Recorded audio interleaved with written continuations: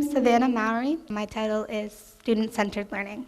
If we open our minds to see past the plain black and white, we can find something truly amazing, the fight for education. In the words of Maria Montessori, help me do it myself. When teachers and students complain about the basic learning situations, they never try to solve them or come up with valuable solutions. Teachers don't want to lose control of their learning environment, but students don't want the same old learning plan. Don't you think that someone should be able to find a solution to both of these problems?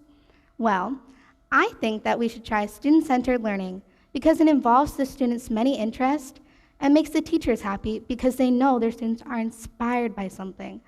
Also, student-centered learning allows students to share their interests, abilities, and different learning styles. And when they're given the chance to see a desired outcome, the students want to put their full effort into their education.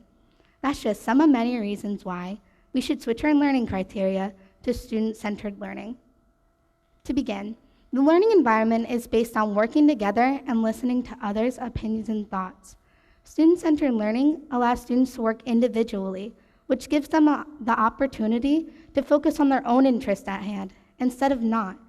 For example, consider when you're in school and you keep trying to get your voice and opinion across, but everyone ignores you or shoots your ideas right back down, which makes you feel very discouraged, like you never really want to try again, which is understandable.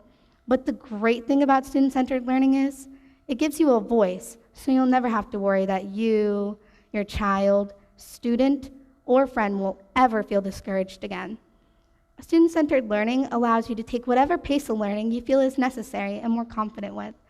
For example, say you're excelling in a certain area, you can speed up the pace to what you feel is more necessary for that individual. But if you're lacking in a certain lesson or subject, you can slow down the pace to what you feel more confident with. Students should be able to choose what they learn and how they learn it, because it's when you're more apt to be interested in something, you're more likely to want to try and show actual curiosities in what you're being taught. Student-centered learning allows you to emphasize each student's interest, abilities, and different learning methods. One example of student-centered learning takes place in Montessori schools, where each individual child is encouraged to explore their natural curiosities, and they develop an actual desire to learn with their own interest. The teacher then becomes the facilitator, not the director.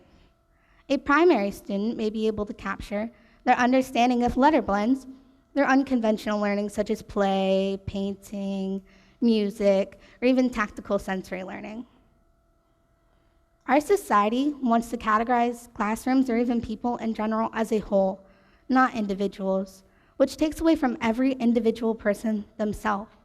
Different people may have different interests than, say, their table partner. When teachers and school boards focus on the classroom average, they don't realize that they're taking away from those certain individuals that had the possibility of blossoming into an astonishing student. Teachers tend to want to hold back a child that has met certain state standards or curriculums, but if we choose to go with student-centered learning, we could focus on one's strengths and not weaknesses. For example, say you are really interested in math. A teacher could teach a math lesson about who invented algebra, and then that individual student could show extreme interest in math, a subject they were once lacking in.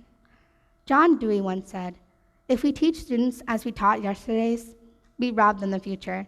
My hope is to make people realize that children could come to school with excitement and a spark for more knowledge to retain.